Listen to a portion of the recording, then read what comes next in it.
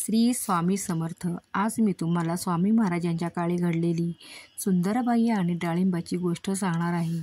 तुम्हाला ती नक्की आवडेल. एके दिवशी गणपतीच्या मंदिरात स्वामी बसले असताना मुंबईहून काही लोक महाराजांच्या दर्शनासाठी आले. त्यातील एका व्यापाऱ्यास स्वामी रागारागाने म्हणाले, क्यू जी हमारा डाळिंब ला दो. हे ऐकता सर्व मुंबईकर चकित झाले. तो व्यापारी नंतर महाराजांना म्हणाला, मी आपणास एका कामात नवस केला होता, त्याप्रमाणे माझे काम झाले, म्हणून मी 1 रुपयाची 2 डाळिंबे आणली, परंतु मी ती विसरून आलो, मला क्षमा असावी. नंतर लगेच त्याने एका माणसाला धाडून ती डाळिंबे आणून महाराजांच्या पुढ्यात ठेवली. नंतर ती डाळिंबे सुंदरबाईने आपल्यापाशी ठेवली.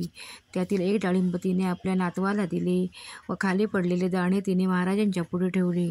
हे असे कृत्य तिच्याकडून वरचेवर घडत असत. त्याच्यामुळे तिचे जमलेले स्वामींचे सेवेकरी वामनबुवा, रामदासीबुवा यांना अतिशय राग आला.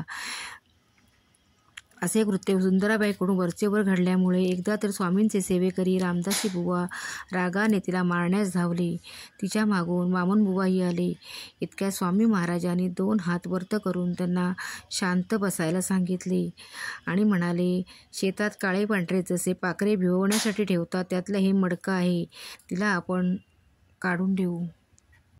स्वामी महाराजांच्या मुखातील हे वाक्य ऐकून वामनबुवा, रामदासीबुवा शांत बसले.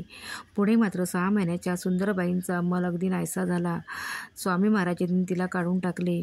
सुंदरबाईंचा अंमल महाराजांजवळ इतका होता की तिला व चोळप्पा महाराजांना विचारल्याशिवाय कोणतेही सेवेकरी पुढे येत नसेत किंवा त्यांना काहीही करता येत नसे आणि त्यांना स्वामी महाराजांची सेवाही करता येत नसे. नंतर मात्र सुंदरबाईंना इतका परकेपणा आला की महाराजांच्या जवळ असून सुद्धा तिला शांत बसावे, लांब बसावे लागले. नंतर मात्र सुंदरबाईंना इतका परकेपणा आला की महाराजांच्या जवळ असून सुद्धा त्यांना लांब बसावे लागत होते. त्यांचं कोणीही ऐकत नव्हते. हे सर्व त्यांच्या कर्माचेच फळ म्हणावे लागेल. तुम्हाला जर स्वामी महाराजांच्या काळात घडलेल्या अशा गोष्टी ऐकायला आवडत असतील तर माझ्या चॅनेलला नक्की भेट द्या व एखादी गोष्ट आवडली तर नक्की शेअर करा, जेणेकरून त्यांनाही स्वामी महाराजांच्या आयुष्यात घडलेले प्रसंग किंवा त्यांच्या आयुष्यात घडलेल्या कथाकथा गोष्टीच्या स्वरूपात समजतील. श्री स्वामी समर्थ.